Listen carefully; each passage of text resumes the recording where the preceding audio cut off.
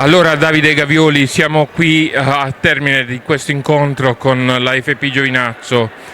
Avete avuto vita facile contro la Cenerentola di questo campionato. Da voi si aspettavano tanti gol, li avete fatti. Il tuo commento a questa partita?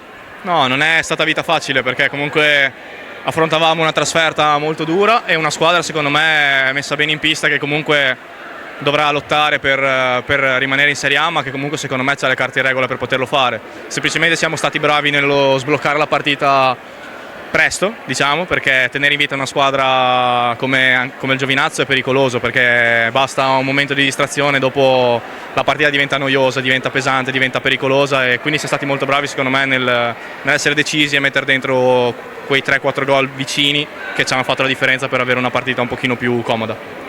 Qualche giorno fa avete vinto la Supercoppa, avete un allenatore di grande spessore, quindi cosa ci si aspetta adesso dal Trissino per il futuro?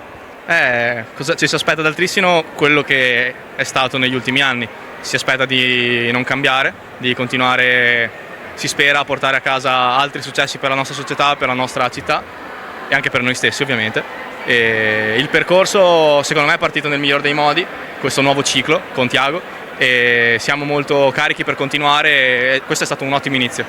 La tifoseria sembrava quasi un gemellaggio quest'oggi, erano tutti uniformi sia nel cantare contro il Giovinazzo sia cantare a favore del Trissino, insomma erano tutti uniti. Poi l'ultimo episodio purtroppo c'è stato qualche tifoso che si è lasciato andare, però si è risolto nel migliore dei modi. Sì, a parte l'episodio non è stato niente di che, semplicemente ci sta un po' di nervosismo, però mi è piaciuto molto il modo di tifare che hanno avuto tutte e due le squadre, tutte e due le tifoserie, perché anche i nostri ragazzi sono venuti fino qua, è una trasferta molto lunga, sono venuti in una decina ed è stato veramente bellissimo averci al nostro fianco e sinceramente vedere un palazzetto, questo qua di Giovinazzo pieno, tutto almeno mezzo pieno, con la gradinata tutta piena, è stato veramente bello perché questo è un palazzetto secondo me che merita di essere completamente pieno.